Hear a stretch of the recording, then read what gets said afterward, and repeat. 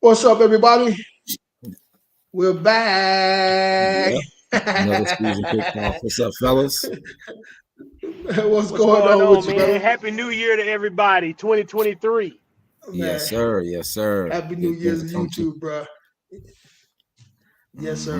Man, Mm-hmm. listen, we ended this thing on a bang, man. We took us a couple months off, man, to rejuvenate, man. But it's Mm-hmm. on again, man. It's on again, man. How you guys been, man? Been good, man. Just staying busy throughout the holiday Yeah, season, man. It's been good. Been good. Guys, been good. Um, just trying to, make connections and do more deals and grow as a, individual. That's it. Every day. absolutely. Yeah. What up? What up, You know, Lenny? Mr. What up? Lenny. What up, fellas? There they go. There they go. There you go, Mr. Lenny. We're There they go. back. Wholesaling with Yeah. Lenny. Hey, What's man. going on with you, brother? Nothing much, man. Y'all know who it is, man. It's your man Lenny. From Cleveland, Ohio. I'm down here in Springfield, Missouri. Just wholesaling some deals, man. Teaching wholesaling, man. Try to pass on the knowledge that I got, to the next man, to the next female, so they can take themselves and their families to the next level. Yes, sir. Absolutely. Hey, man, love it, man. I love it. Let me bring on the gentleman here. What's going on with you, What's up, coach? Coach? SJ, how you feeling, brother? What's going on, my guys? What's How going you on? doing? We're Mm-hmm. back. We're back. Welcome back, brother. Welcome back, man. Yeah, what's going on, everybody? Everything's good. Everything's good. Yes, sir. Everything's good, Yep, man. yep. It's time to set this thing off, man. It's time to set this thing off. So let's introduce ourselves to everybody, man. I know Lenny, he got his out, man. So tell them who you are, what you do, and where you doing it from. All right, what's going on, everybody? This is Coach SJ. I'm a full-time entrepreneur, real estate investor, and what I do is I take the concept, the beautiful concept and backdoor strategy of wholesale real estate, and I gain assets through them, right? So I'm here to help as much as possible gain value, and I'm here in New Jersey, the good garden state. You know what I mean? And I'm here to Mm-hmm. provide value to anybody that needs it. For sure. Oh, Right, and my well, company, I'm sorry, my company, S&J Property Group. I'm sorry. S&J Property Group is my name of my company. we'll throw it around to me then. I'm Jarrell, coming out of Atlanta. What I mainly do is I do hard money loans, broker hard money loans between single family properties, duplexes, quadplexes, triplexes, all the works, commercial buildings, new construction. Just do anything that's involved investment property, basically. Just not so much anything like apartment buildings and anything like that. Then I have some representatives that you can speak with on that. But as far as what I do is, make sure that you get your loan, you get your loan situated, and get it at the best competitive rates in the market. So anybody looking for any loans or needing any advice on if they qualify for a loan or anything, just hit me at the number right on the email right there, and we'll link up. Dope. Jay is on you, Jay. What up, man? Happy New Year to Hit, everybody. hit It Jay. is 2023. This is Jason out of Dallas, Texas. New Way Investment Group Venture Services LLC, working with real estate investment when it comes to wholesaling, creative investments, and now we're moving into some new construction stuff. Here to lend a hand and give some knowledge where see fit, and help anybody who's willing to help themselves. Man, dope. Listen, man, this is what they call an all-star ensemble right here, bro. We got point guards in here, the greatest of all time. We got some power forwards in here. We got some centers in here. Man, look, we doing it on every level, man. So you guys may know me, man. I'm strictly commercial. Strictly commercial now, man. So the Okay. residential, man, I'm gonna hand it off to my team going forward, man. But I got to go after this generational money here, man. So, but listen, anything commercial, residential, anything commercial, small multifamily residential right now. I'm trying to do some lease options. Not lease options. What we call that now, man? It just slipped my mind. Master lease options. We're trying to do some owner finances. So if you got a 50 unit and under, and you need a little help, you need to get it sold ASAP. As long as you're at least 50% occupied, give your boy a call. Let's get this thing done. All right. We got some situations to where we can probably give you what you want for it. All right. You willing to take terms? We're willing to, we work that thing out. All right. Anything I can do to help, man. Even if you know me from wholesaling, reach out to me, man. My guys here are fully capable, man, of getting these deals done. As you guys heard about Jarrell is the money guy. Go holler at Jarrell, man. He gets you right, man. All right. Right. So listen, man. I'm gonna tell. I can't even lie to y'all, bro. For the last 2 months, I've been thinking about y'all, bro. I've been cyber stalking y'all, man. You know what I'm saying? I ain't gonna need to lie to you. I want to see what y'all was gonna be doing, man. You know what I'm saying? And I seen everybody in action, bro. Y'all in action, man. You know what I'm saying? That means that tells you got a strong team, bro. Just trying to You know what I'm saying? emotion. A strong team, man. So yeah. Even if you by yourself, yeah. you know what I'm saying? Just every day, you your own team, every day you gotta rely on yourself to get up, make sure that you handle business before pleasure, every single day. All that. I believe in taking a little time on the weekends and everything, but not until you situate it. When you on the grind, then don't have no complaints about riding, going to see properties on the weekends. Because as long as you saying take your little ones with you, because you'll be building that generational wealth. It's worth it. For sure, most definitely. Listen, man, it's time too for I was talking to Jason a minute ago. It's time for us to get some money together, right? I mean, we all individually been hustling, doing our thing, right? And rightfully so. It's time for us to get some money together. Let's show these people, man, that we can come together and make this thing happen. That's right. It's time to do it. So first quarter, bro. Let's make it happen, man. It's easy. Y'all know me, right? What's that? I'm saying. I said y'all know me. I love wholesaling a good deal, right? But in the middle of my wholesaling, I picked up creative financing, which I've got really, really good at, right?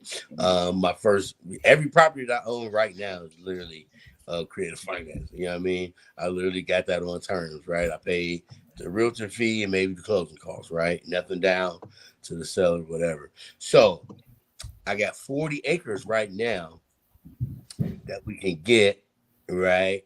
From anywhere. I can probably get it at 5,000 down. Maybe I can get it at 0 down. Maybe 800. Where's it located at, bro? It's in Missouri. It's over here in Missouri, where I'm at. It's actually in Rollin, Missouri.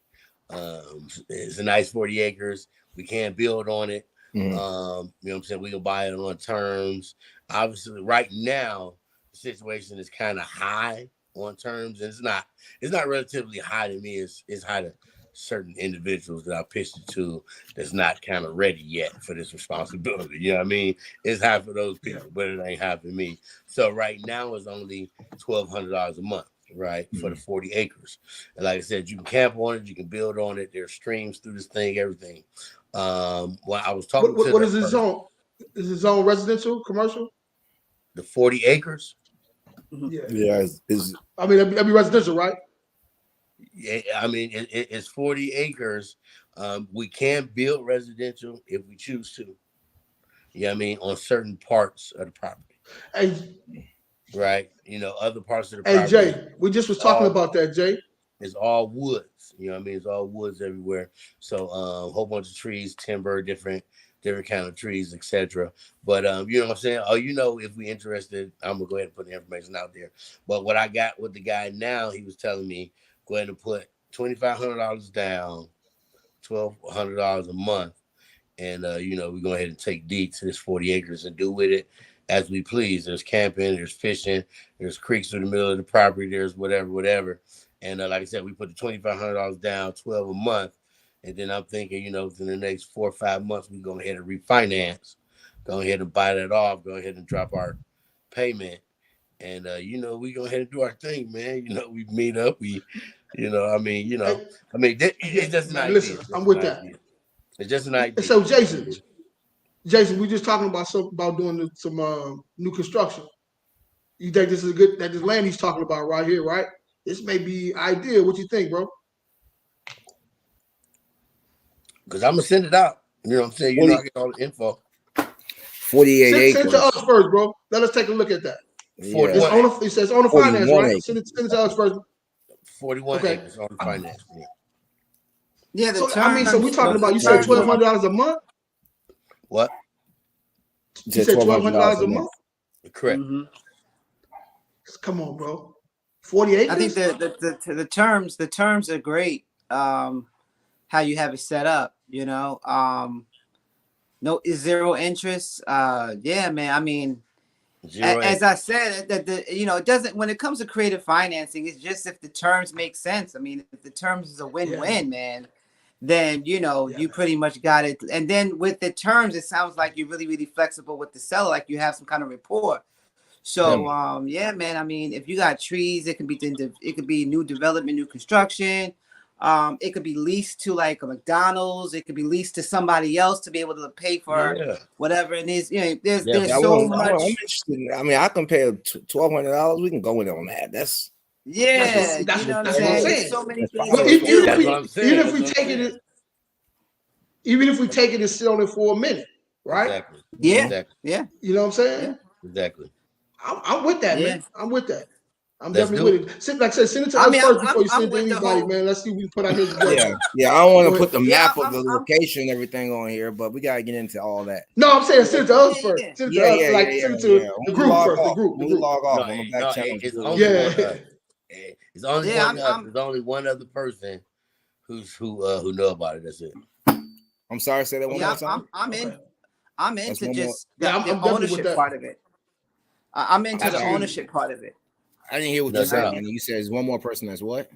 It's only one more person that know about it. Oh, they know. Yeah, so we good on that aspect. Mm-hmm. I know about it now. See, this is. Who said that? Jason.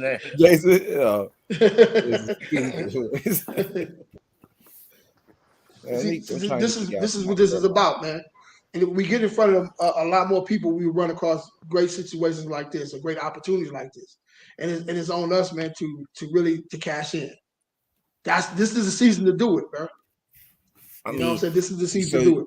So you say you looking for commercial, like all commercial properties, right? So correct. Basically apartment complexes or subdivisions or whatnot, right?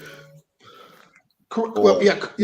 Apartment complexes. Are you talking about business commercial, like leasing offices, storage units, storage units, trailer parks, apartment complexes, 50 units and under, stuff like that. So no office spaces right now, because right now with the COVID where it is, man, they kind of getting chewed up right now, But you still, even in this type of situation with the COVID thing, man, people still storing the stuff. They still buying stuff on Amazon, putting that stuff in storage, right? So absolutely, man. Listen, this is huge, man. I'm excited, man.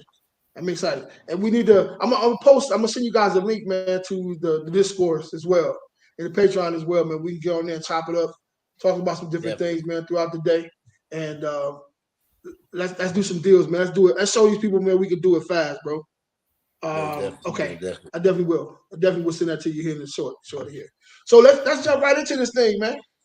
All right, so I got a couple questions as usual, bro. So I'm nosy. I got a couple of answers. All right. All right. So, man, my whole thing right now, man, I've been really kind of focusing on the lead generation, right? What are some key things when it comes to lead generation? Well, I take that back. Who are some people that you can use to help you with your lead generation? Like, who do you talk to? Talk to attorneys, or what is some stuff that maybe people don't normally think about that can be part of their circle, that can help them with leads and stuff like that? Everybody. Like Jay say, everybody. Everybody. What I There. really learned myself though during this well, excuse me, not last, but this current winter season, which I never knew before because I have only been in real estate only 3 years, right? But right now is the time to be best friends with the insurance guys, right? Because right now, from November to February is pretty much when all the house fires go down, right? Because all these lights, Wow. people trying to heat things up. You know what I'm saying? So right now, I would say any insurance company, small business insurance company, is the type of guys that you want to reach out to, real quick. But then on the flip side of me finding out, this time frame when all the insurance Accidents. guys, Yeah. all the accidents happen, Yeah. Christmas lights, etc. These insurance company, most of us already watch and know, but the average person may not know that these insurance company actually house people after fires, etc., etc. So if you got a nice short-term rental and you trying to figure out how to get this thing cash flowing, you might as well go ahead and get with your nearest insurance agent and let them know that you got short-term rentals available, and go ahead and lock in some of the corporate contracts to where, because they write the check off top. Yep. If they're going to be in your spot for 30 days, the insurance company going to write that 30-day check off top. You know what I mean? Every time. And, Yes, sir. that's sir. just a little bitty hack I learned real quick during this That's little what's up. holiday season. Hey, But hey, man, real hey, tough. that's That's game, crazy. bro. That's really just game. only way you can find that out is just by talking to everybody. Facts. It's really Just there's what not Jason one said. person that I know that doesn't know exactly what I do. Like, you gotta. explain it Exactly. down to the This T is almost. If I have enough time, because it's Yeah. that important. Because the more they understand, the more they can talk to someone else about you. Real talk. Right. So it's just bring you up, because a lead is from a lead. That's right. Lead could come from a Yeah, lead. Yeah. I believe that this is we have to really dig in to understand that this is a people's business. It has, like I said, it has nothing to do with the house or anything. It's the people, right? It's the people situations, right? Facts. It's a situational business, right?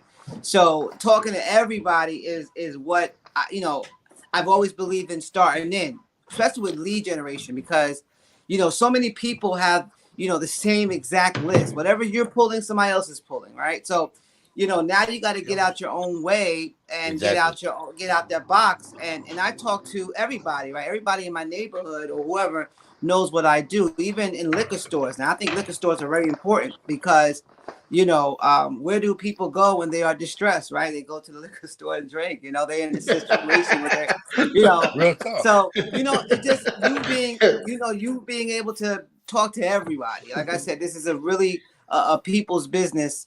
And you got to be able to be out there, shaking hands and kissing babies, and to piggyback off what he said before we introduce gentlemen here, man, like if I'm in a store, I'm on the phone and I'm talking to someone about their deal, their loan or whatever, and I look over and I see someone that's just I lock eyes with somebody and they turn away, I'm gonna start talking louder so they can hear me. As long as I'm not talking about anything personal or anything, I'm gonna make sure they hear what I'm talking about. Then when I get off the phone, I'm gonna turn around and talk to them about, hey, are you interested in so don't be afraid.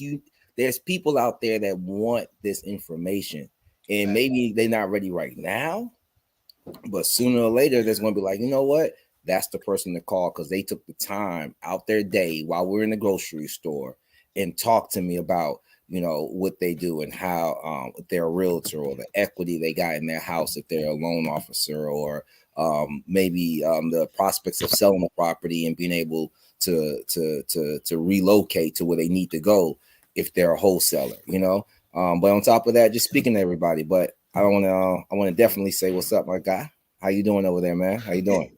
And I apologize too, man. The name's not showing up here for some reason here. Normally the name shows up. I don't know what I did wrong. Too many people. But Get your stuff together.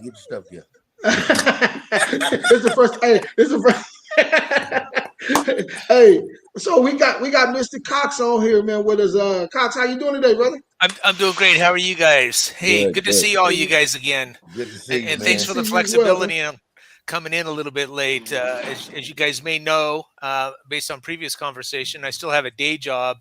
I work for the state of Oregon, and we are in the first full week of legislative session.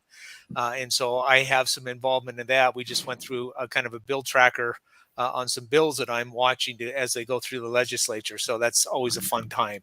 So no pressure though. Okay. so So introduce yourself. Tell them what you do, where you located at, and okay. how long you been Thank doing it, you. all that good stuff. Thank you. Again, I'm Cody Cox. I am basically a note investor. So some of my lead generation, some of the other stuff that I do is a little different than when you're dealing with real estate. I've been involved in the mortgage industry for just over 40 years now.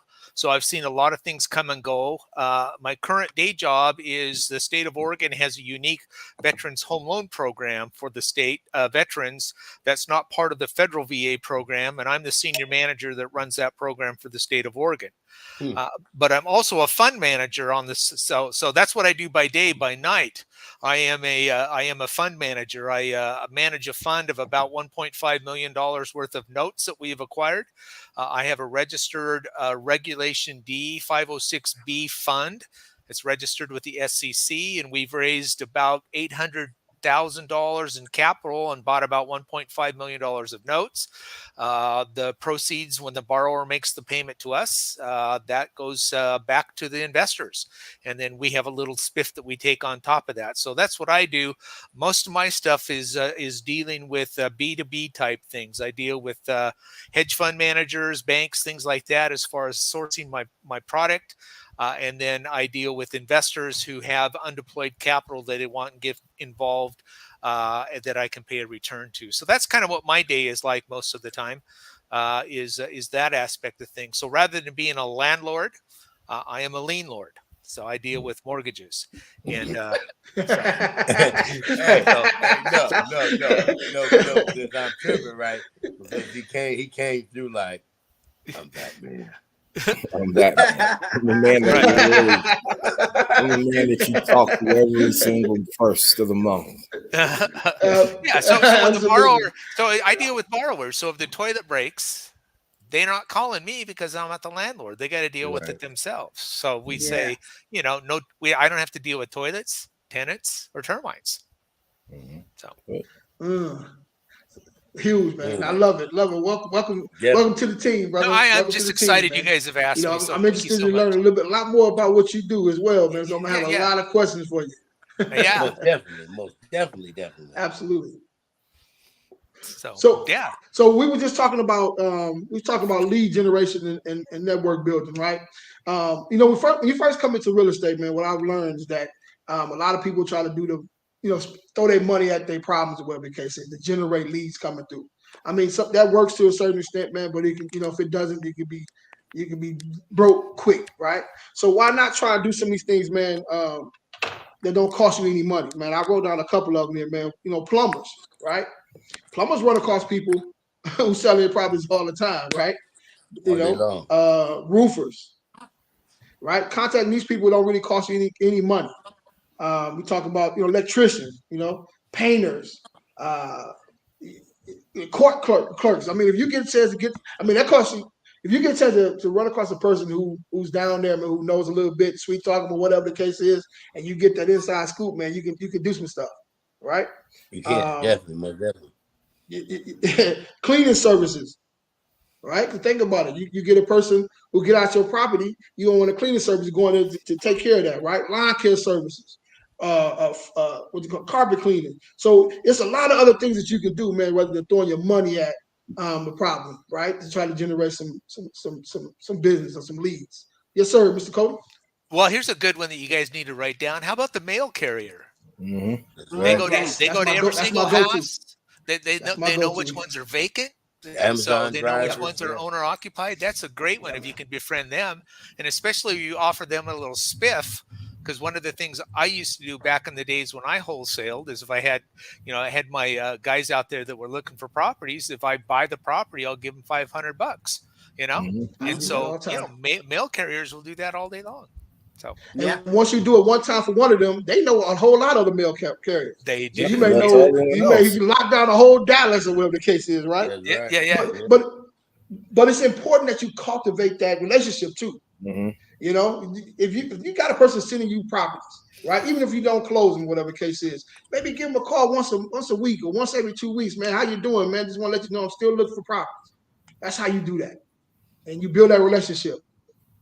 Right. You get a chance, take them out to dinner, get a chance, get you some coffee. That's what you got to do in business. We're in the sales Right. business. We're in the people business, like our brother Sean just said. So you got to get out there and Yeah. get next to these people, man. Very important. Even people who are doing what it is that you're doing better, right? Exactly. There's no when you start picking what it is that you're going to get into, you're getting into what's called a scarcity mindset, right? Like everybody can't eat. Everybody can eat in this business. Oh man, Everyone. So that's right. exactly. So you can be able to link in with another wholesaler that's maybe doing 3 to 5, 6 to 7 deals a month and find out, pick their brain, like, maybe JV on something, but you have your other wholesalers that are seasoned. You got real estate agents that are Yeah. trying to get involved in the wholesale business. You got all these Nope. other exterior places that you can be able to attach yourself to. That's why it's so important to go to these RIA meetups to be able to see these people.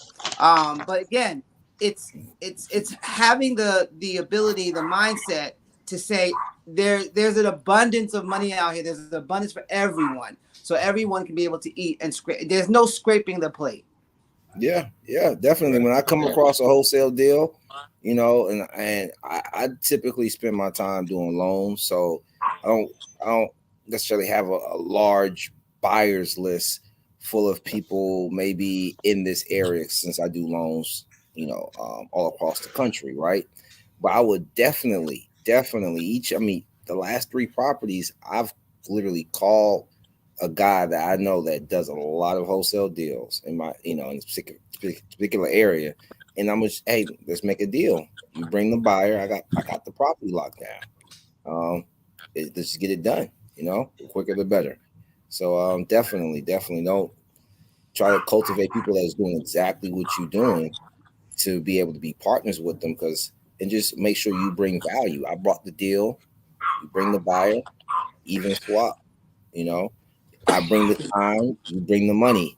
I bring the money, you bring the time, whatever, and get it done and get that deal going. You get experience and get out there. Mm-hmm. So if you guys have questions or comments, please feel free to jump right in there. But why is it important to have a criteria? Or is it important when purchasing real estate? It allows you to know exactly, like I spoke with someone just today, and she wants to do a home equity line of credit to get a HELOC, basically, to get funds to buy a rental property. And knowing her finances that we spoke about, the assets that she has, liquid assets to go into purchasing a property, it just seems that she's stretching herself too much to get into real estate as far as owning a property, right? So I say all this to say, it's like I told her best advice is the amount of assets you just told me, then you need to stay inside of a certain ballpark of range in purchase price, and that could be just one of your criteria. I'm looking for a property between 100,000 to 150,000, because hell, if you're working with only 20, 30,000, you can't go buy a $500,000 property if your only source of doing it is getting a loan where you have to put down 15%, 20%. It's just the math don't add up. You don't have enough assets. So adding that to your criteria, starting with the range, the amount of investment I want to put into a property is one bullet point. and then of course the property type, or is it going to be commercial buildings, or is it going to be single family, or notes like this gentleman does, but basically look at what it takes you, what you have, all your resources, and then make your criteria based on what resources you can use to get what you need, to get into real estate, to either buy what type of property. That's basically what I'm saying. Yeah, I think criteria, having a criteria keeps you focused, right? It keeps you self-disciplined, right? Because that will help you, analyze the market and know exactly what it is that you can and cannot do, or it will allow you to be able to say, I need other partners to be able to help me do this, right? Other people's money, right? So I think the criteria is good, even in wholesaling, even in your business, in your system, whatever that system is. You always have some type of criteria as to where you want to be at, and it helps you to stay, like I said, focused and goal oriented, right? To push the needle to the next level, right? So I think having a criteria in all aspect of your business is important. Yeah, it makes sure you stay focused on where you are actually trying to obtain. Because I spoke with this young lady about fix and flips on one call last week, and in this call it's about rental property and a HELOC involved. So the appetite to maybe get a deal may be so large where you're not really your tunnel vision. At every house looks like a deal, but it may take too much of your resources to acquire that at this time, and having a criteria and sticking to that criteria will definitely, and only looking at those homes within that criteria, within that wheelhouse, will definitely produce results.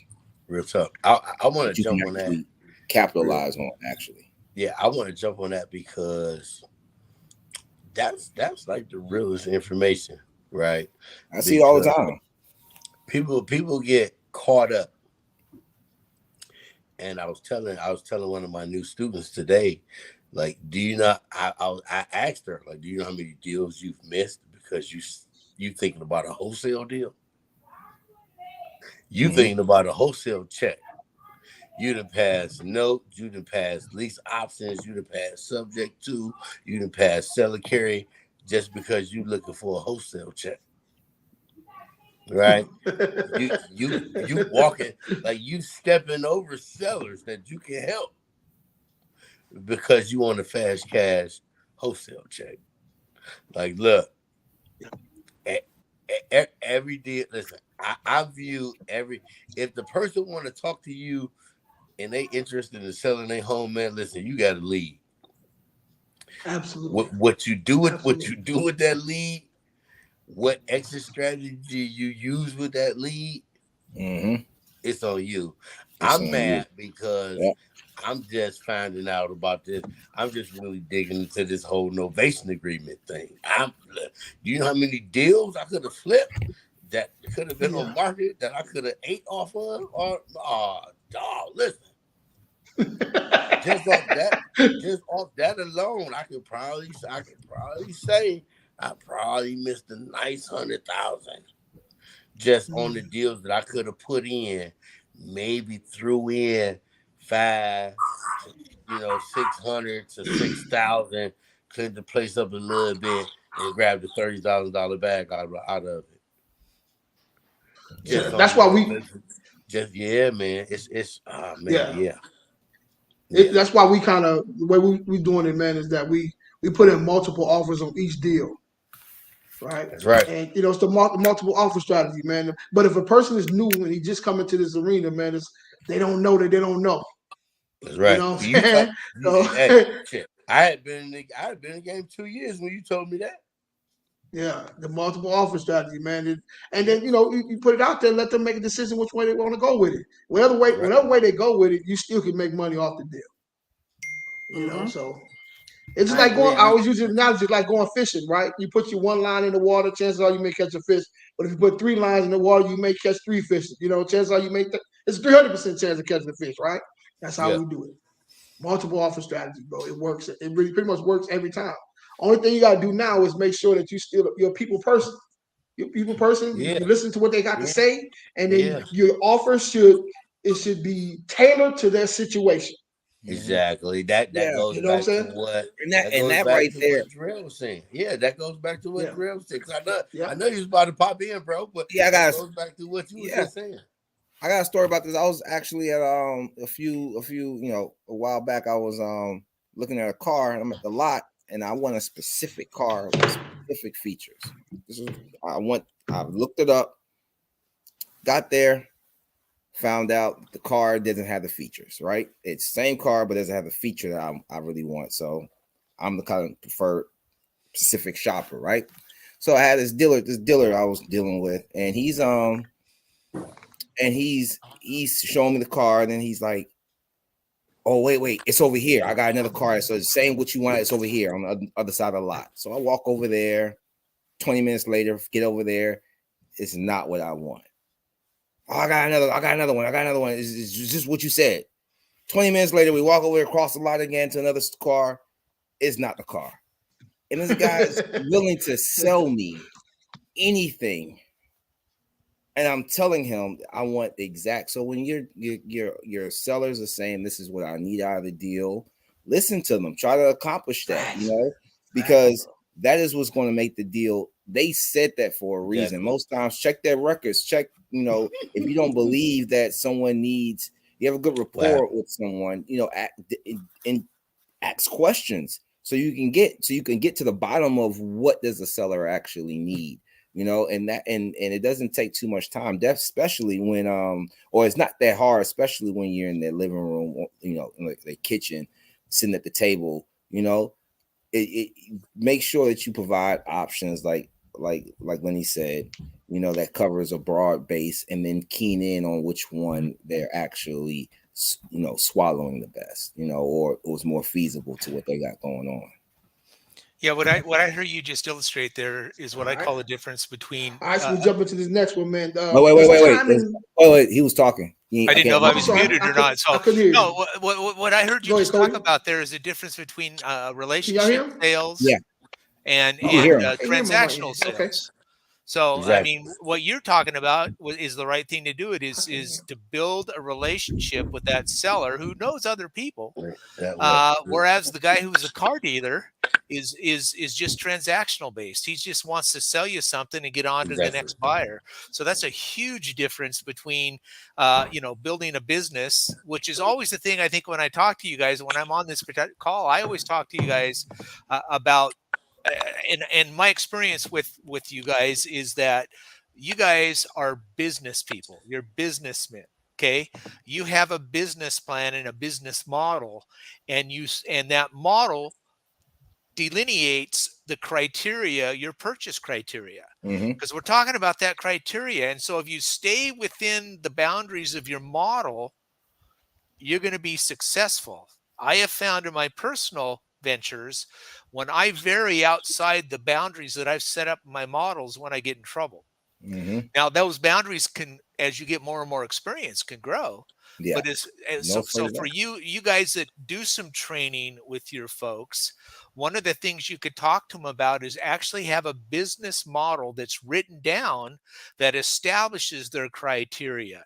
That maybe I'm on to flip this house or do a wholesale deal, but if certain things fall into place, then I can take it down myself or things like that. So that's the important part of all these people, is to put a business mindset into them versus just kind of a transactional or hobby to this Yeah, regard. yeah, So yeah. so that's the important part. That's why I really like listening to you guys, because you guys all have that mindset. I mean, Yeah. speaking with people every single day about, hey, you got multiple screens up there, Jay. Y'all see this? And Am they're I the not only the one same. seeing? Like, yes. Okay. Yeah, I ain't tipsy. There it is. Yeah, but anyways, like you were saying, like it's really important to make sure that you stay, flexible with your options to your potential sellers or your potential buyers. All buyers, you know, of course, you want your property to sell quick. Let's talk about like actually after you acquire the property, you need to sell. So that's another art in itself on how to sell a property, you know, and how to work with buyers and whatnot that I see as far as being a loan officer, you know. It's really important to know, you know, what are you selling? Are you selling an investment property that needs work? Or are you selling a property that needs that's turnkey, you know? If you're a wholesaler working with your end buyer, you know, making sure that they get funded right, maybe speak with using your resources to help that deal along, finding Exactly. out what weaknesses or things they're lacking in their structure to make sure it goes through well. um, you know, all those things are, you know, it's an ongoing thing. That's why we all are busy, because it's always just ongoing if you are doing it correctly as far as establishing these relationships and these Yeah. deals. That's why I tagged you in that. I mean, well, that's why I tagged Bobby in that post you put up about the money, right? Mhm. Because for some reason, like the guy that they have been using lately, whenever they buy all their properties from, whenever they get the rehab funds from, this guy sends over appraisals and he don't know how to comp property. You don't know how to comp property, you said? The appraiser, Hmm. the appraiser that he using, and you know, like I tell these guys all the time, you know, the appraiser is, you know, the appraiser there is to protect the bank, and to protect the lenders, right? You know, make sure you don't overinflate the situation, right? Yeah. Literally, the only reason for an appraiser is to make sure you don't overinflate the situation, right? In basic terms, right? So Hmm.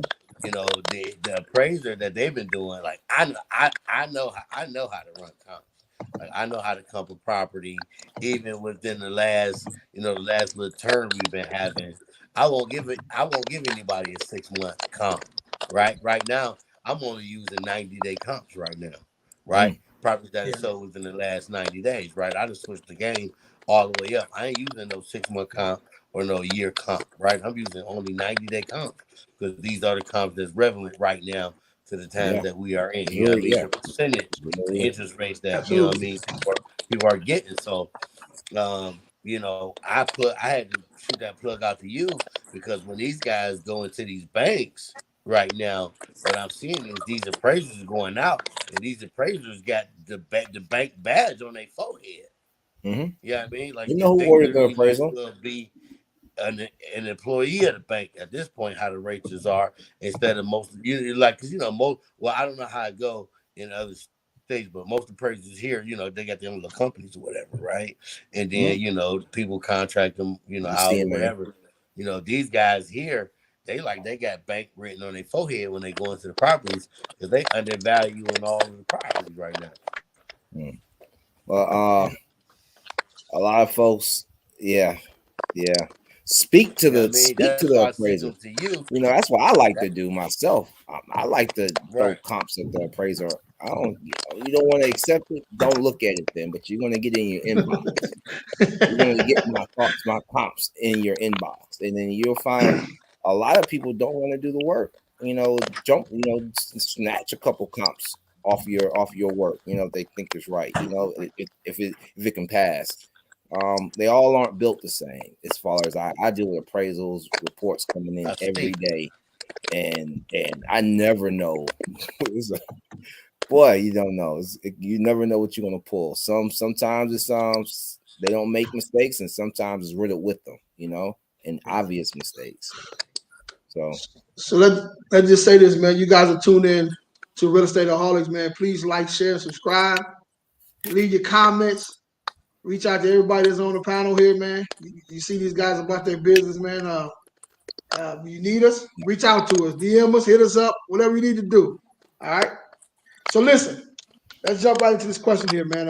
Why is it important, man, to be organized in this business and systematic, organized and systematic in this business? Why is that important? you know, A girl asked me today. She wanted me to take her on as a student, right? So she was basically throwing her money at me. She was basically throwing her money at me, and I had to tell her, like, look, like I got to interview you first to make sure we are fit for each other. like I don't That's need your important, money. bro. That's I don't important. need your money. I close the deals. I don't need money. You know what I'm saying? I don't need your money. I close deals, right? So what we're gonna do is I'm gonna interview you, right? Because I want to make sure your goals and your ambitions are, and you the type of individual that I can work with, right? Because you want to see that you can work with me as well. You know what I mean? Like I want you to be able to see that you can work with me as well. In teaching, I find it hard. As you just said, Jay. Hold on, wait. I'm sorry, but I just lost my train of thought. 'Cause I'm reading something like Yeah, this dude. I find it Like, hard not to be systematic, actually, yeah, because right. like So yeah, go ahead. actually, I'm sorry, bro. like I, I like my loans to start one certain way all the time. Like I get my consulting agreement signed, terms sent to you, terms agreed upon, consulting agreement sent to you, all that jazz signed up. Then we start the loan.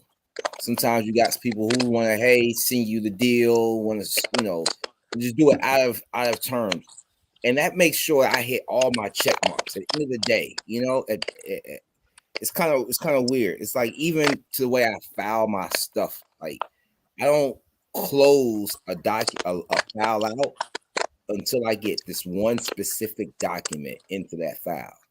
Once I get that document into that file, which is the final HUD, the deal is closed. I can write closed on it, person's gone. Until then, it doesn't get that marker yet, and that's my system to know that this can be purged or this can be, it just That makes sure checklist that is everything important. exactly, and make sure I do The every checklist. single deal the same way, certain key points the same way, makes me make sure I I'm think progressing through the transaction correctly, because I have right. my certain, things I do on every single deal, the way I do it.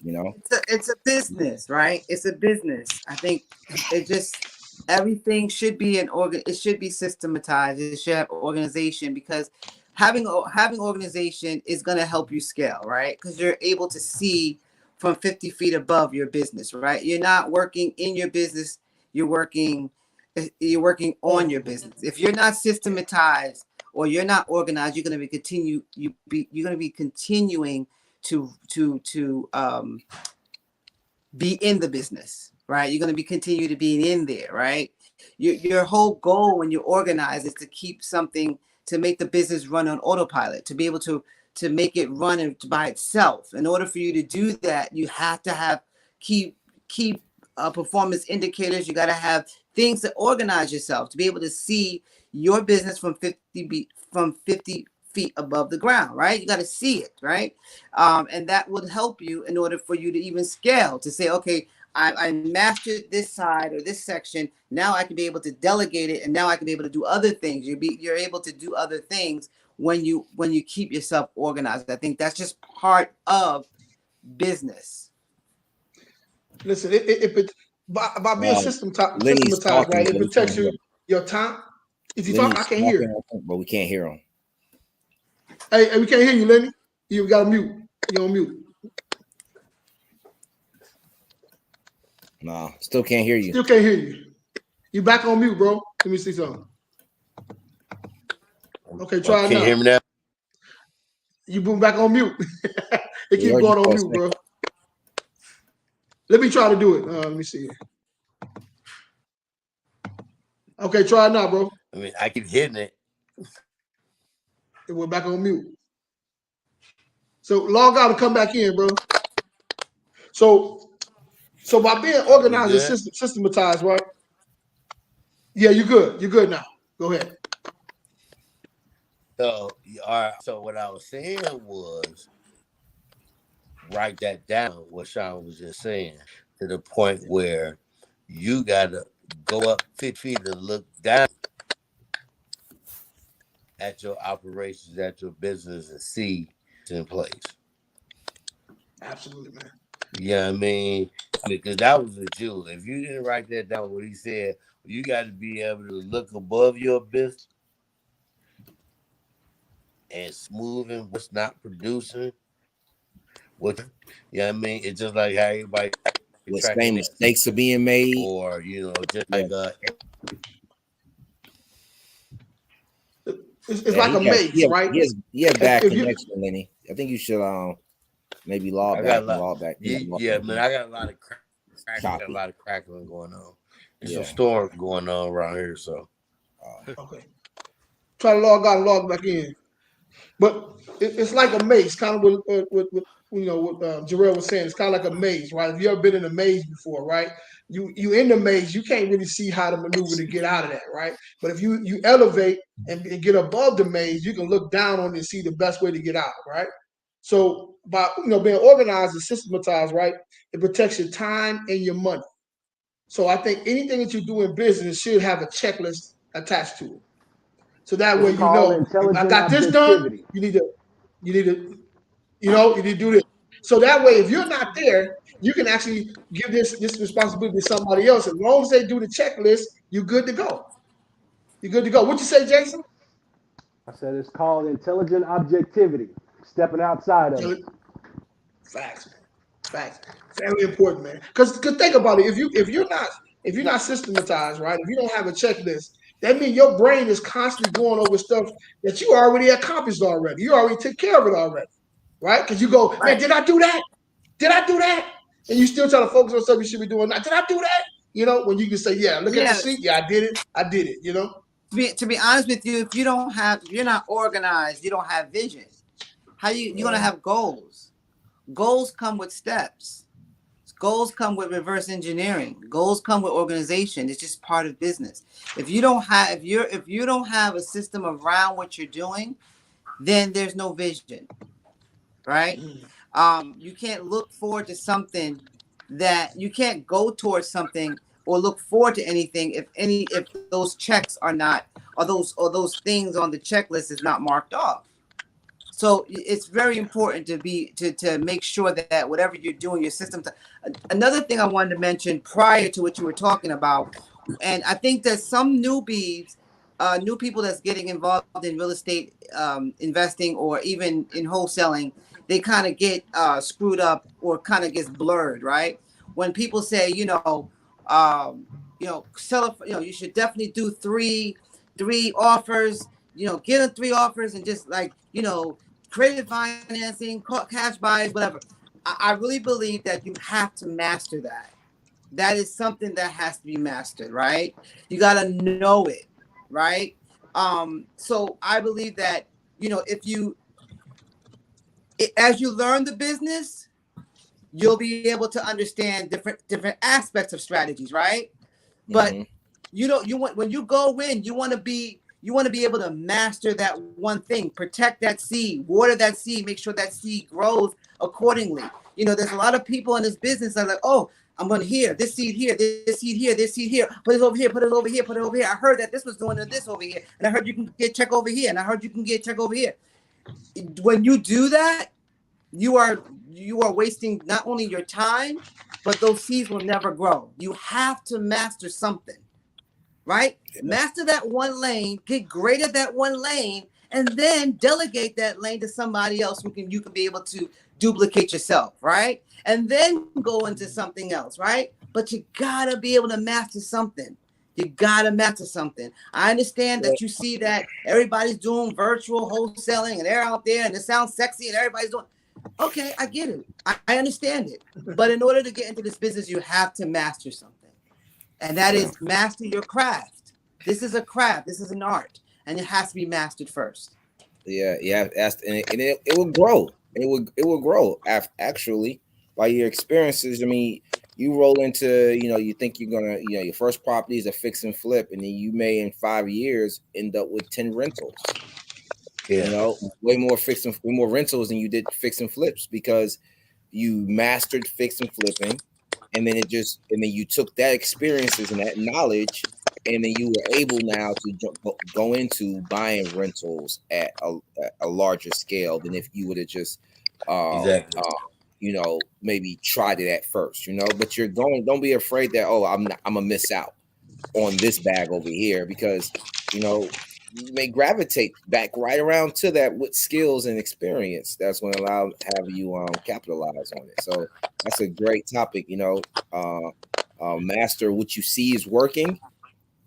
Make sure you cultivate that, because it's all you always can do better, and then over time, like I said, you will grow into doing more and more and more different type of transactions, and those will come a lot easier, and you'll see the bigger picture in all of them. Yeah, Yeah, So, man. so if I can real quickly here, as we're talking about the systematic and the checklist and things like that, there's kind of a practical side to that as well. And that is the stuff that we do and, falls within the legal aspect of things. There's, attorneys and courts and things like that, that oftentimes we have to get through. And so one aspect of that is making sure your records are organized in the event you find yourself in a court situation, a litigious situation. And if you have all your documents in there, you have everything systematic that are easily accessible, then that puts you in a better position should you find yourself in a legal situation. Yeah. One other thing, again, coming from a note investing perspective, we have this period we go through that it's called due diligence, which I know you guys do as you buy real estate itself. But part of the due diligence, when you're buying a note, you're actually just buying a file. You're buying a bunch of pieces of paper. And Right. so the important part of that is to make sure that the paper that is in there are what you need should you get into a foreclosure situation, to make sure you have an enforceable lien. And so all the checklists that you guys referred to, they flow over into what I do from a note perspective, that I'm looking for a certain series of documents and a title chain and things such as that, to make sure that I have an enforceable lien in the event I have to go through and foreclose on that and take that property back. Can I ask you a question right fast? Yeah. How many years you been doing this? I've been Or dealing doing with that right there, as far as sure. that, I've been like, doing it since about 2013, 2014. Okay, 2013, 2014. That Right. very Mine first for mine. couple deals that you had to truly investigate, narrow down all the numbers, make sure the file was correct. It took you it probably took you a long time, right? I can imagine. And I have a little bit of an unfair advantage, which I think you do too. And that is, we come from a mortgage background. I was mostly on the origination side of things, so I know what goes into a file to originate we that do. file. We do. And so I know what I'm looking for. That's that knowledge before this right here, though. Exactly. That's how Absolutely. you grow. Absolutely. That's Yeah, how you you and I grow. are both set up for that. Checklist. Yeah, absolutely.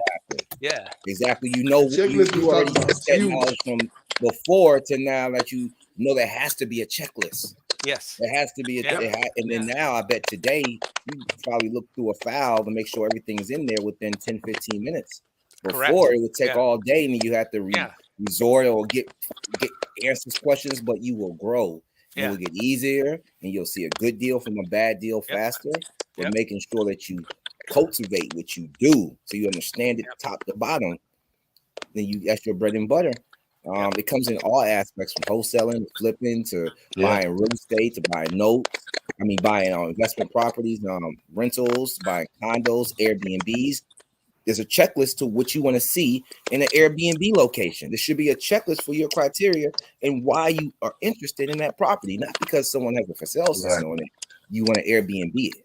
It has to meet a criteria for you that you are studied and trained on, and it's going to work for that location. And it's very important. I work with people buying, and I tell people, don't do this loan a lot.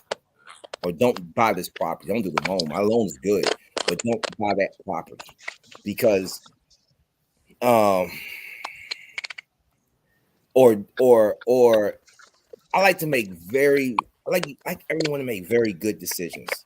Very good decisions. And when you're dealing with sometimes new investors, and I don't see it sometimes with experienced investors. That's the typical. That's the thing about it. Someone is experienced is going to bring a deal that makes sense. At least it may not make perfect. It's profitable. But sometimes you run across individuals that are risking a little bit too much sometimes for the idea of owning real estate. And there's no point in doing a deal for the experience alone. It's supposed to carry profitability. It's supposed to be able to take it to the bank also.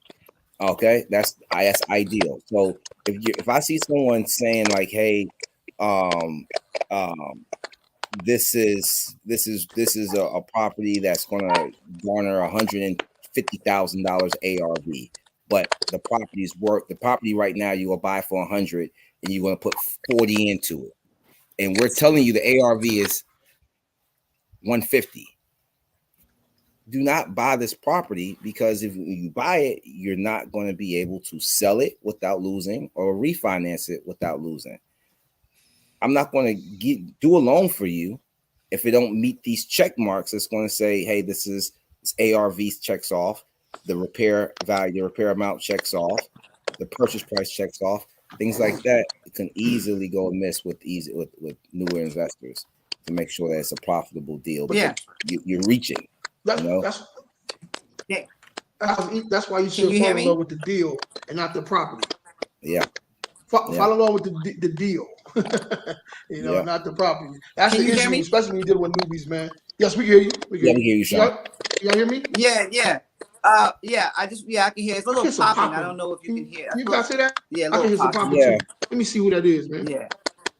But what I was saying was, a lot of people, to your point, they try to shortcut the process, right? You have to do your due diligence in this game, right? And what that is you have to do work. You have to do research. You have to do your, look at everything. I think it's I don't know what it could be. Could be from social media. Just like, it just seems like everybody tries to make you seem like it's a shortcut to the process of doing your work, to do work. You cannot shortcut this process. You have to do your due diligence on every deal. Every deal. You have to do your due diligence when you're going into a new market. So you can't shortchange it. You gotta go through what it is in order for you to be successful in this business. Stop trying to shortchange it. And listen, it's a numbers game, man. It's a numbers game. It's a timing situation as well. I mean, you gotta dig through it until you find that diamond in the rough. You can't be so saying this money can't be burning my pocket up because I got access to this money. Jarrell didn't say I can get a loan, but I got to spend this money now. I got to get it going. I got to get it going. You sit back, take it easy, and do your due diligence until you find something that works for you, to where you can make you some money. Right? Mm-hmm. Real estate is real. I mean, you can definitely make money in real estate, man. It's the people who just throw their money at something. And then when they end up losing everything, then they say real estate don't work. Man, you can't make no money in real estate. No, you did it wrong. Yeah, you fell in love with the property rather than the deal. I've seen people build properties. I've seen people build new construction without plans. Without plans. Seriously, wow. I've seen people actually build. And just because they were moving way too fast, they didn't ask any questions. Yeah. They asked any questions. They listened to everything that someone told them that they were actually paying. And I mean, those are mistakes that simply are just because you don't know. And it's not. I don't fault you from trying to take a leap. But you make sure that you have people there that have done it before. Like if you're going to build a new house, build new construction. I think your first one you should do with someone that is also vested in the deal with you, not just by yourself, because you're going to be listening. You're going to be talking to a lot of yes people, and that's just telling you straight. I'm not saying you can't get through it. I'm just saying your chances for success are much higher. That's all. That's all I'm saying is much higher if you actually are guided through a new type of venture, because you haven't mastered that yet, and you haven't developed a checklist, systematic. If you want to do something like that, then make sure you do. But without those checklists, no systems in place and experience, then definitely you grow as you go. But you don't just jump into the most extravagant type of deals that you may even be utilizing other people's money. That's another thing.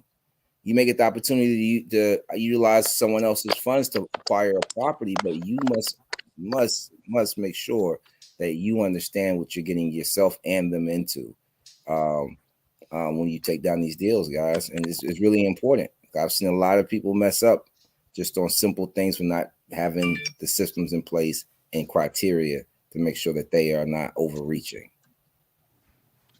Yeah. Mr. Cox, you say you experienced that? You experienced somebody who done that?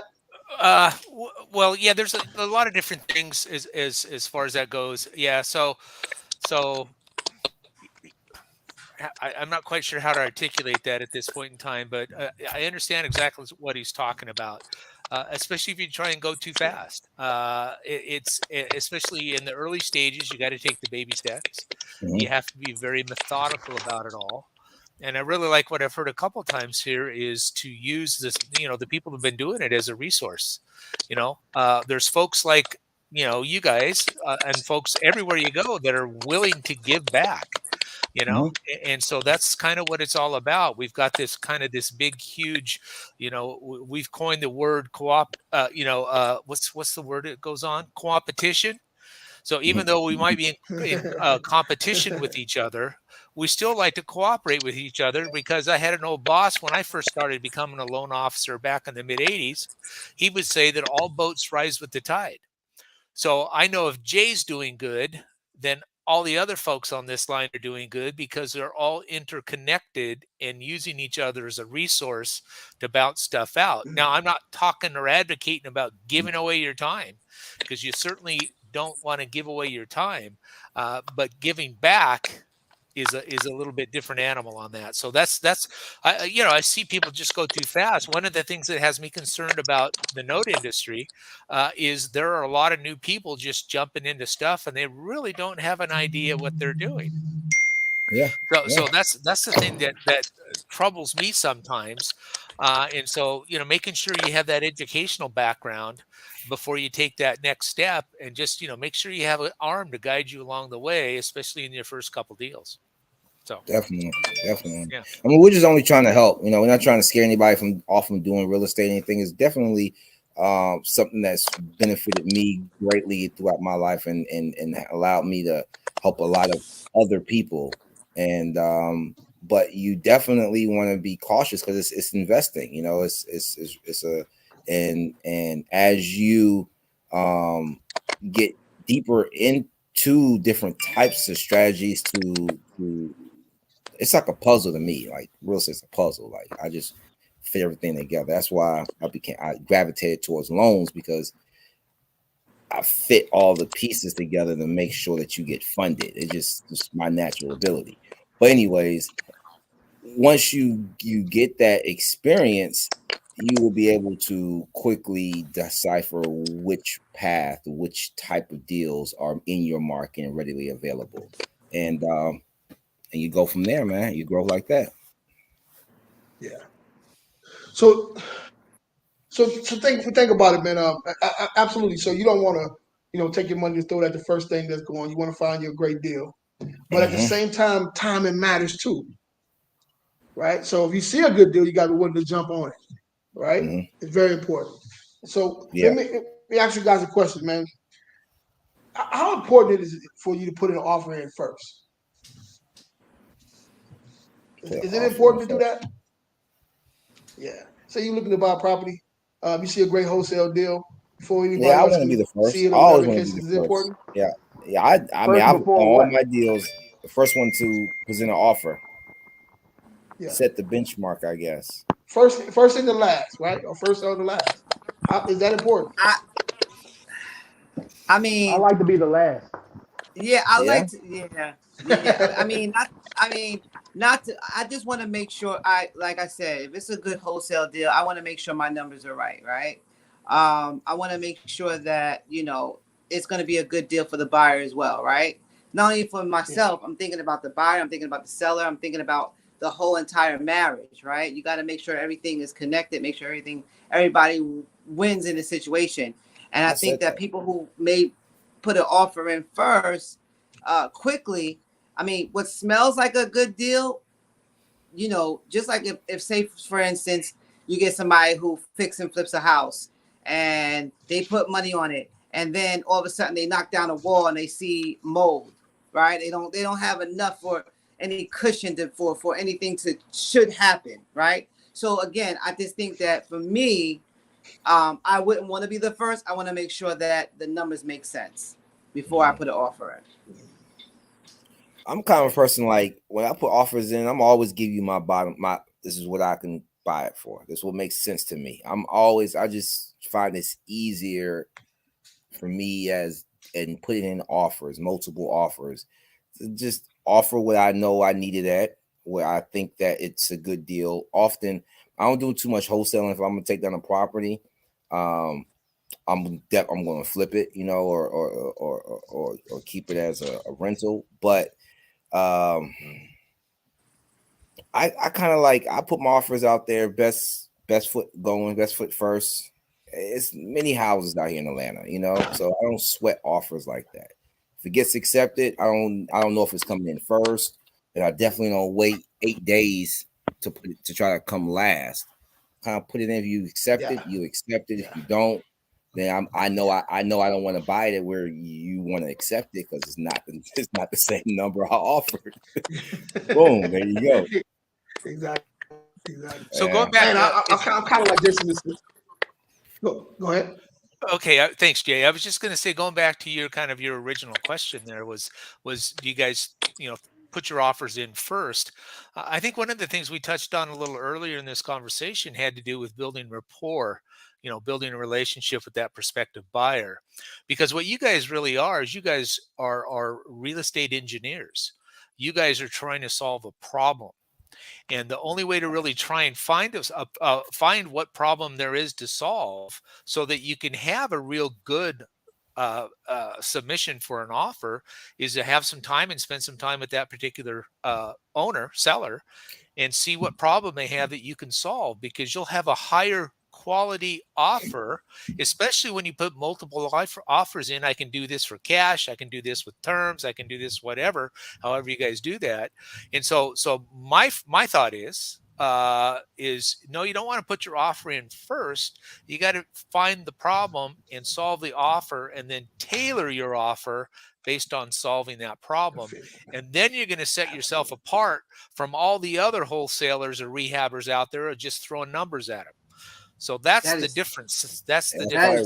That's probably why you guys pick up a lot more properties for me. Yeah, I like that. Absolutely. That's kind of what I was going to say. Learn something just now. Because you find some wholesalers, when they first get into business, they coming in the door throwing numbers. No, you need to sit down and see what's going on, man. Like pump your brakes for a minute. What's going on, man? What's behind this? Why are you selling it? You need to know all that stuff, man. So yeah, I would like to put an offer in first, especially when I build a good rapport with that person.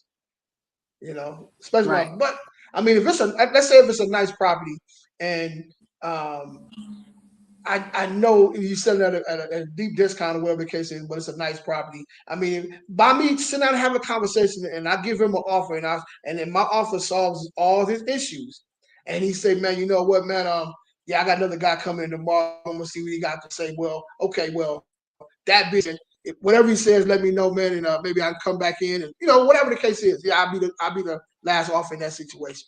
But if I can be the first one in that door, to sit down and have that conversation, and really pick his brain and see what's going on and solve his problem, because some people don't want to talk to multiple people because they feel embarrassed. Mm-hmm. Right? It's a lot of different situations. They may want to catch a fight the next day. They don't want to be, so you may not have a chance to put that second offer in, because that person that comes in slams the deal and closes the deal. Right? So give me a chance to get in front of them first, man. I think I can do it. I can get it done. Right. I think that system I was going for a while of looking for only newly listed properties.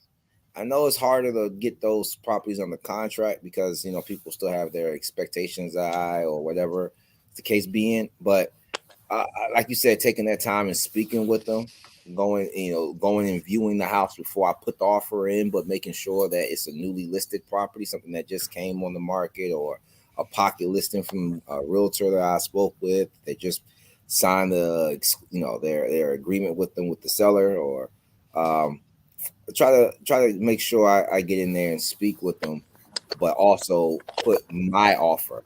I mean, I don't really haggle around. Like, I do after inspection. I mean, it is what it is. If I have to drop the price or drop my offer some, but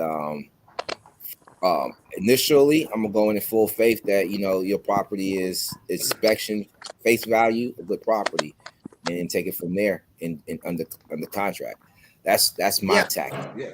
Yeah. Yeah, I always say. Here's my perspective on that, and the reason why I say last Here's is I got to turn my value.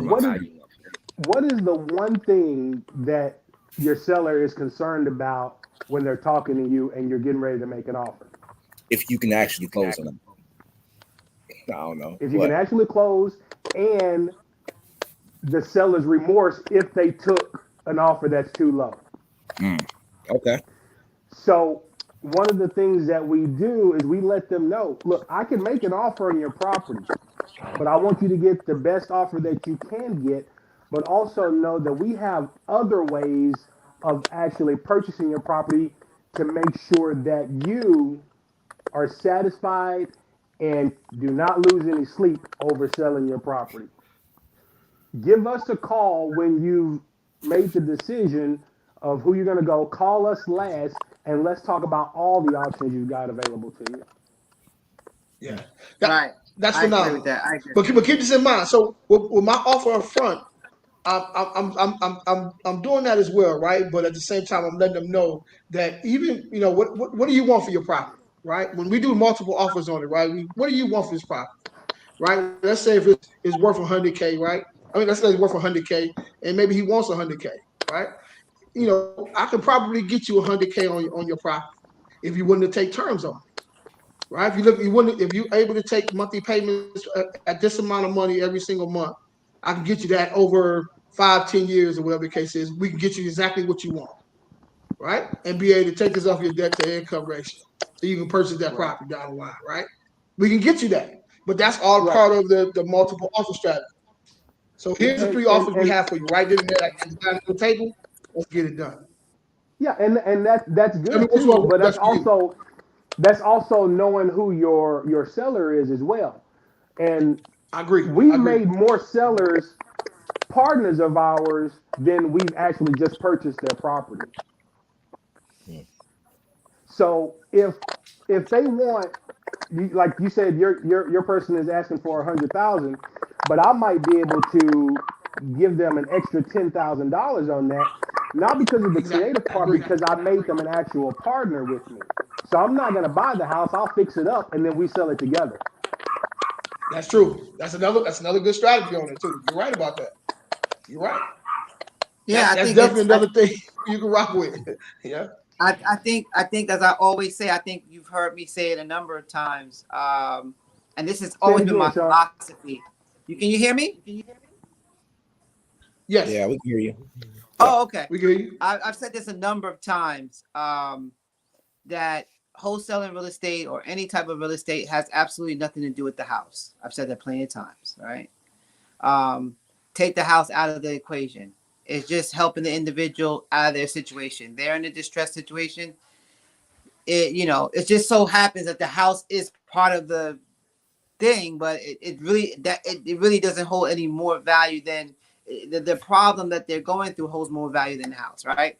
So, I'm all about rapport building. Unless they're emotionally tied to it, right? Maybe it's your grandmother's house, or you know what I'm saying. So, and even then, the right. So even then, you have to be able to try to, which I try to do, especially when they're emotionally attached to the house.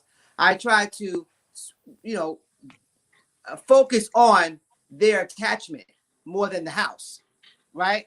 There's history. There's what happened, and you have mad children coming in and out. How did that make you feel? Like I try to steer on what's going on in their lives or why they're attached to the house. It's almost like therapy, right? You talk to them, you build rapport with them, you find out what's going on, you try to, because a person's going to buy from you, just even if you're the lowest, even if you are the very, very lowest, I mean the bottom of the bottom, and he got all these other offers, because he's going to buy from you because of he has trust and he feels comfortable with you. I mean, there's a lot of offers that people come in boom, boom, boom all the time, but they're going to go with you because of their how you make them feel and you helping out in their situation, not just straight out like these other or the other individuals that just send them a number. Here's a number. Here's a number. Here's a number. Here's a number. So I mean, I've sold I've wholesale houses and my offer was way low than the other ones, but it was realistic, and I was talking to the person over time. We've had conversations. We've had, she wanted to tell me about her grandmother and all this other, and I was there to just talk about that. So it's not so much the house per se. It's basically what Homeboy was saying about, having those connections and winning in that rapport game. Mm-hmm. Yeah, you got to be a therapist sometimes. Make you feel comfortable. they think they feel that they understand where you coming from, and it goes a long way. Because I mean, how many times have you not done business with somebody just because they rubbed you the wrong way? You don't want to rub the seller the wrong way, because that could be the determination of them saying, you know what, that person right there over there, I feel I could trust him, and they are putting a level of trust in you when they're taking their property off the market to sell it to you. They're putting that level of trust in you to get it wholesale for them, or for you to pick it up yourself. So you make sure you take that time and understand exactly what they need, so they understand who they're dealing with. Makes it a much easier decision for them. Yep. Yeah. I agree. So true. All right. Okay. I think we got all of that out of that one, man. So let's go to the next one, man. So it's a numbers game. So here's a message to all the newbies out there. The first deal you run across 9 times out of 99.99 times out of 100 is probably not going to be it. So if you shut down your whole operation trying to get this one deal done, chances are it's not. Yeah. You got to fill your pipeline up. Very important. It's a numbers game. So, like, how many times? I know we all go through multiple deals every single day, pretty much, right? What's the largest amount of leads you went through, man, to get a deal? If you recall? Yeah. I don't keep count, so I just throw a number out there. Okay, but I don't really keep count, man. I mean, I don't keep count, but I can imagine. Yeah. I've spoken to at least over Bad Street, maybe 20 people, and didn't get a loan in processing. It's just a whole bunch of different situations. And like you said, though, I'm grateful because I could have spoken to one person that whole entire time. Even though nothing came from speaking to those 20 people, at least 20 people remember my name, know what I do, can refer me, and deals come that way. Also, I mean, oh my God, I can't even speak of that. People who refer you just because you took the time and narrowed out a deal with them, ironed out a deal with them, and then now they feel comfortable to refer you to someone that's in the position that they were in to get a deal going. So it really doesn't matter to me. I mean, of course it matters to me, but I believe when we first got on here, just speaking to people about real estate every day, generating those type of leads, whether they're cashing in the day, that's not how real estate works. It's not like that. It's not, you talk to someone today and you're always going to, strike a deal today. Sometimes it takes months, weeks, months, or maybe even a year. But it's all worth it in the long run. So, but I think 20 individuals will be a good amount of people I've gone through without striking up a deal. Yeah. In a number of days, about a week or two, just nothing panned out. Yeah. I probably went at least a couple of months, a few times to not close one. right? A Yep. couple of months is a few times, but not one. Like, I mean, I know you see the gurus that say, man, you closing 10 deals a month, 20 deals a month. I mean, I guess it's possible if you throwing a whole lot of money at every single month, right? But see, But I went a guys, couple of months without closing the deal. but what they Say it leave again. out though, I believe, is that it does take time to get to that level. It takes Yeah, time to get to yeah. that level. So answer that question even more, even going back further in time. Yeah, it's been a month or two. I didn't close a loan, but those were definitely in my first couple years of my business, my first 4 years, 3 years, second year of business. But over time, you grow organically as long as you're doing good business, straight business, valued business, then like I said, it's going to grow organically, so you don't have those type of droughts as often Right. as you do. Just But stick say with this it. though, it wasn't because my phone wasn't ringing though. My phone was ringing. I Mm. was getting emails, so I was getting people. Okay. People were sending me stuff. You know what I'm saying? It just didn't pan Yeah, out to I be a get what deal, you mean. or I Yeah, just missed this one, or something like that. So it I mean, happens. It happens sometimes. So if a person told you on your 1,000th call this month, you're gonna make 10 grand, would it be worth it to make that 1,000 calls? Absolutely. Absolutely, man. Absolutely. The reason why I say that because Absolutely. listen, it I think when I first started wholesaling real estate, I didn't close the deal in like I think 4 months, you know. But I had to constantly um um put in the effort to be consistent, right? Yeah, Because as long as you're yeah. consistent, you're going to be able to make that happen, right? So most of the people who are not doing deals is because of their inconsistent. They're consistent to be Inconsistent. they're consistently inconsistent. That's what it is, right? That's why they're not close. Absolutely. stop and go That's hard. the only thing they're consistent of is being inconsistent. That was me.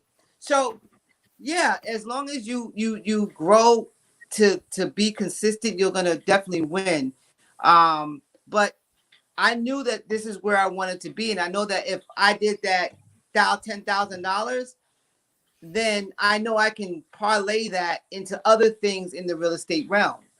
That's the beauty of real estate, is that there's so many branches to it. So absolutely, staying consistent is number one of everything. And going off of those odds you just said, right? If I spoke to 10,000 people, you said 10,000 Yeah, people, 1,000. 1,000 1,000. people to get 10,000, the 1,000th person is going to be a $10,000 paycheck, right? Then next Yeah. month, right? The way I figure it is that all the people I taught, those 999 people, one of them people are probably going to have some that month. That's a lot. Yeah, definitely. I wish I could talk 10,000. Man, yeah, all day. Give me them odds. In What this about you, Cody? business, it's What about easy you, to go Cody? through 1,000 leads. You said Mr. Cody, right? Yeah. Yeah. Yeah. How about you? Would you take those odds? Well, yeah, you've got to calculate. You got to take a look at what your dollar per hour is. Yeah. The other thing of those guys that talk Sure. about, doing 10 or more a month, they're spending $25,000 just in marketing costs too. They have an enterprise Yeah. business. They have staff. They have phones. They have computers. So what we all have to ask ourselves is, do we want to build an enterprise business like that? Or are we more interested in building a lifestyle business, which I can do 3 deals a month, 2 deals a month, and still make the same net amount Mm-hmm. that these guys are closing 10 to 12 to 15 houses a month because they have staff to pay, bills to pay, and all that other stuff. So it kind of depends on really where you're at in your growth. Or what you I want to agree. do, and that's Yep. that's what I call about re-engineering. I think I heard that a little bit earlier here. Start with the end in mind. What do you want to when you're full grown in your business? What do you want it to look like? And Yeah. then re-engineer it backwards to where you are today, and then you'll end up with that path to where you want to be at. As far as numbers of deals, the note business is a little bit different because we're not making all those phone calls to various borrowers or things like that, or homeowners or things like that. We actually have, what we call a tape. list, a spreadsheet full of leads that come to us. You have a bank or a hedge fund out there that's trying to liquidate a bunch of notes, and I've had tapes that have like 500 on them, and I'll go through my initial due diligence to try and figure out which ones actually fit my model, what my mold, and I'll make of that 500. I'll submit a bid to buy those on 10 of them, and probably get approval to buy 2 or 3 of those. And so, those are kind of the things how they break down on a note business when you're analyzing that. But one of the things I So like yes, about the you heard note that answer then, business, right? was that? That was emphatically yes, because you Yeah, said you looked through 500 leads yeah, to narrowed it down to close 10. 3, to close Yeah, 2 to or close 3. 3. Yeah, So you will look at 500 to yeah, close 2 or 3, yeah, yeah, right there. yeah. Yep. And here's what's really fun about what I do is I can do it anywhere in the world. Yeah. I Yeah. don't have to call a seller. I don't have to go look at a house. I don't have to set up a time. I can do it anywhere in the world as long as I can gain access to the internet and have a telephone. Has a cell So phone and internet. Yeah. that's an attraction to me. So But there's a lot of fields in real Lifestyle. estate.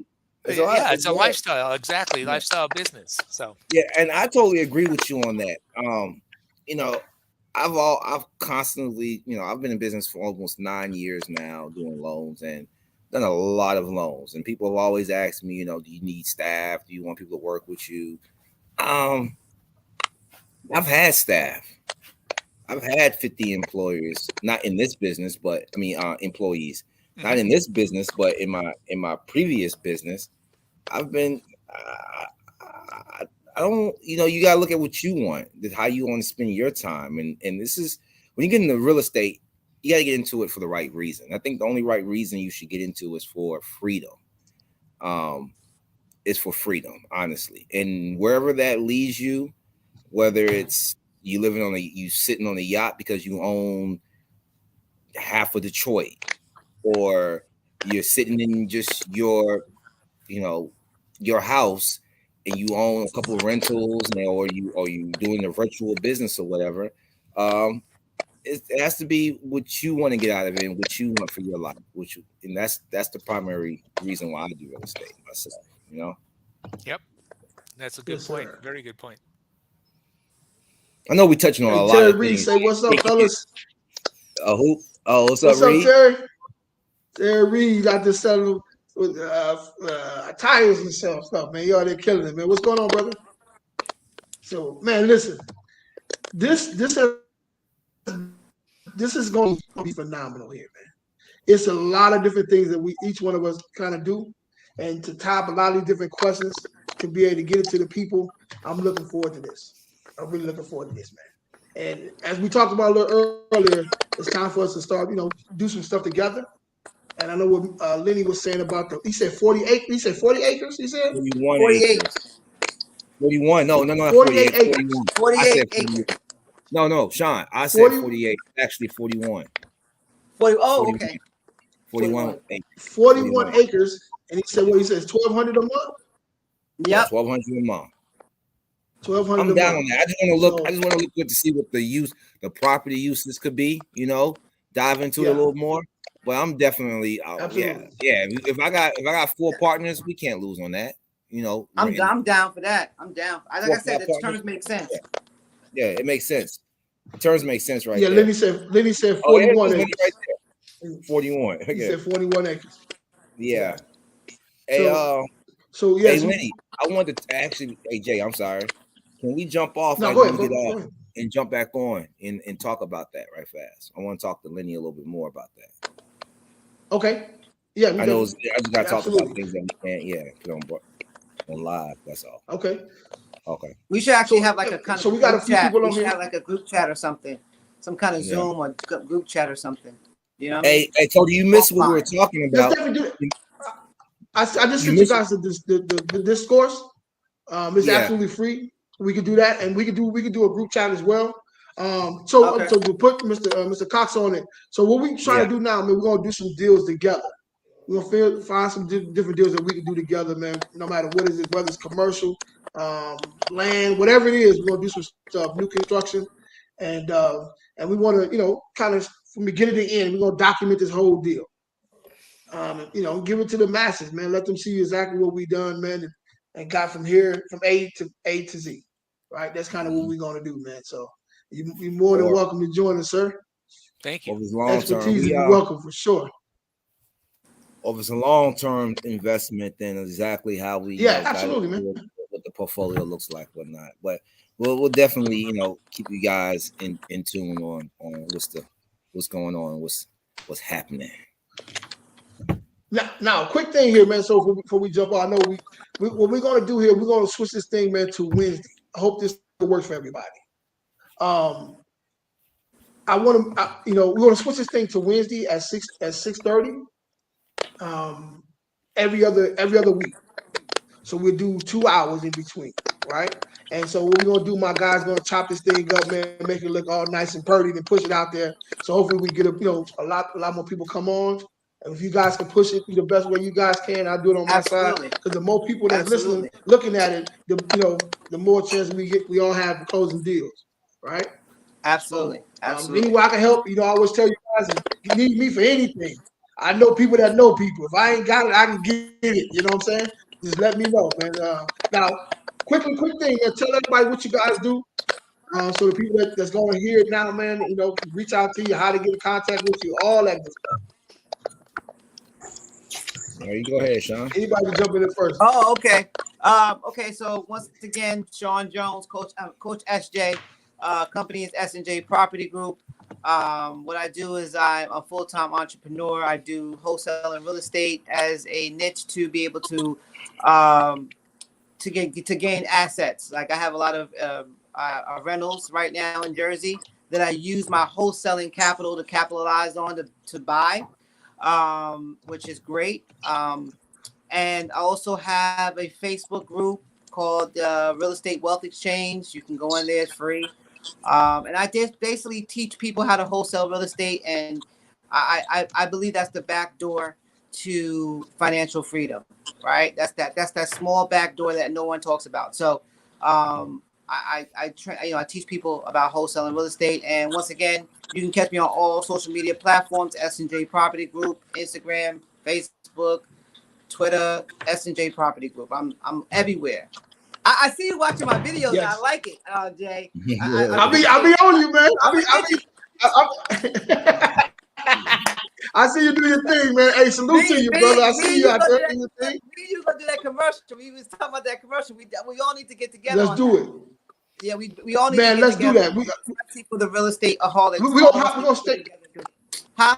I'm with it. So we'll talk about it here in a few minutes. Once we go off live, we'll chop it over a few more minutes, though. So, Mr. Cody, it's on you. You guys are awesome. I'm so happy to be part of this group. My name's Cody Cox. I run a company called Bridge City Factors. Bridge City is a management company. So we manage funds, mortgage funds that buy notes. And so our current fund name is BCF Fund 1. It is currently closed. I cannot accept any more contributions from investors, but we are in the process of developing Fund 2. And so that's something we hope to have online for investors. Again, my target market is working with hedge funds who have product notes that they want to sell. And any of you guys have had a mortgage and that mortgage gets transferred, you get the letter that says it's transferred to one company to the other company. Well, that's what I do. I'm one of those companies that receives it. I set everything up with a loan servicer because just a lot of the legalities involved. I mean, right now I need to get out some 1099s for some of the guys that have invested money with me to get that out before the end of the month. So that's part of being a business. So that's what I do. Again, I have a full-time day job. So one of the things I get to juggle is what I can do on a full-time day job, as well as try and do this side hustle. And hopefully, if all goes well, before the end of 2023, I can leave the day job and work full-time on this. So that's one of the little step-by-step goals that I have going on. And I appreciate you guys entering my world as I work towards that goal. Yeah. Salute to you, Cox. Salute to you. Welcome to the team, brother. Amen. So, guys, Lenny. What up, guys? It's your man, Lenny. I am the host of the Wholesaling with Lenny podcast. You guys can catch me anytime for any one-on-ones over in my Facebook group, Wholesaling with Lenny. I started off wholesaling real estate. Now I'm a buy and hold investor that often use wholesaling real estate, to gain more real estate. So, and if you want to know how we do, keep tuning in to the Mid City Network for the Real Estate Aholics podcast, for the small business podcast is also on the Mid City Network. Man, just plug in with us once again. Man, my name's Lenny. I'm wholesaling in Missouri and Ohio. If you guys got deals, tap in, allcashbuyers.org. That's my website. Let me know. Hey, that podcast is on point, man. I see you doing your thing in that podcast, man. Salute to you, brother. Salute to you. Let me do this for Jason, man. So this is Jason. Jason couldn't jump on the camera with us today, man, but he definitely be on next week for sure. Next Wednesday as well. So his name is Jason Sims, man. He with New Wave Investment Group LLC. He specializes in new construction, wholesaler. He's a coach as well. Definitely reach out to him. I always ask him how we get in contact, and he say, "Man, call me." He always say that. So if it's okay, Jason, I'm gonna give out your number, bro. 214-938-0522. That's 214-938-0522. And he's in several markets for sure, man. So reach out to him. You guys need his help. All right, it's on you. It's on you, Jarrell. All right. So this is Jarrell coming out of Atlanta. All right. So primarily, what I do is I'm the investor's broker. Okay.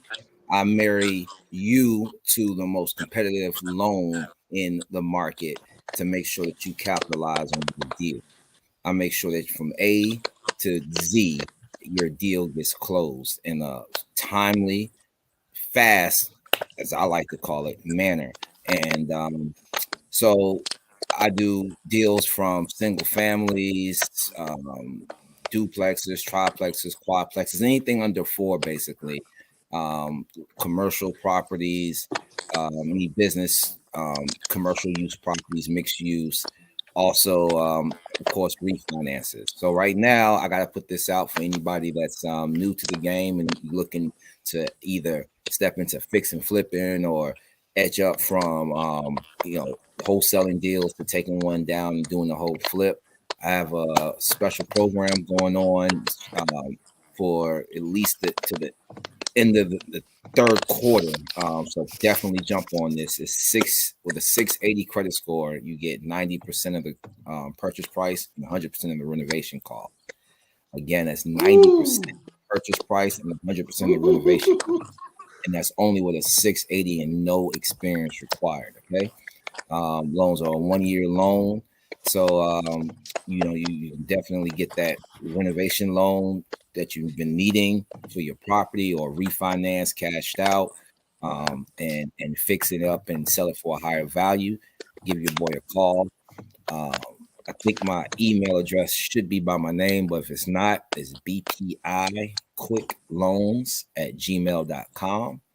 All right. Just hit me up anytime and we can chat it up. And I'm Jay Wicker with Mid City Acquisition Group. I'm a real estate wholesaler, man. Commercial now, so I'm no longer doing residential anymore. So any small multifamily property, 50 units and under, storage facilities, trailer parks, all that good stuff, man. Land as well. You see anything? Say something. You see something? Say something. That's right. So let's do a deal together. Let's do a deal. So also, man, I'm a mobile notary as well, man. I'm a notary signing agent in the great state of Texas. If you need something notarized online, I can help you with that as well. Also, I'm a notary as well. So if you have a property here, you're an investor that lives out of state, or if you live in state, you need somebody to go by and take pictures of that property, go by there to help put a tenant out, go there and get the contract signed, whatever the case is, reach out to me. Or you need somebody to drive your investment property to make sure it's being taken care of.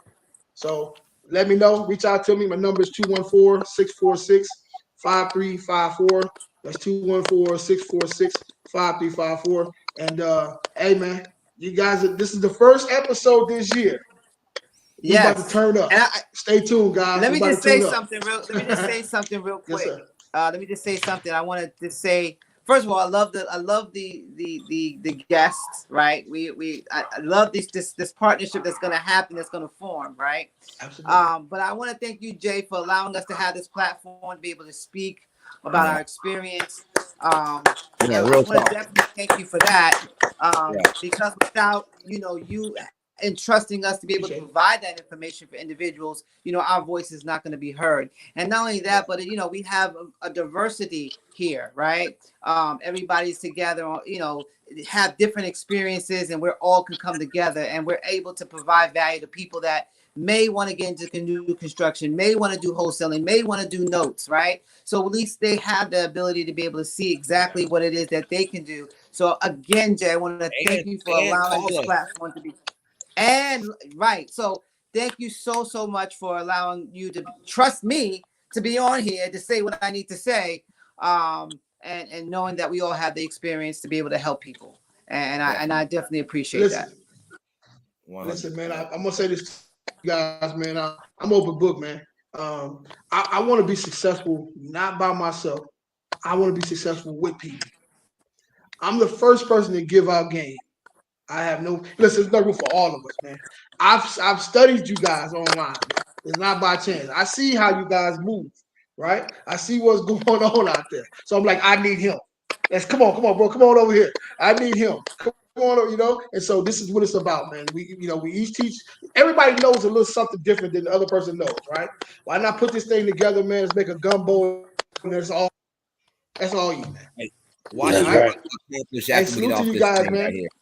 Yeah, What's watch up? what we about to accomplish when we Okay. get off this live right here. Absolutely. Watch. Okay. So, Absolutely. 2 Hey, weeks. salute to you guys. Thank you guys for tuning in. Yeah.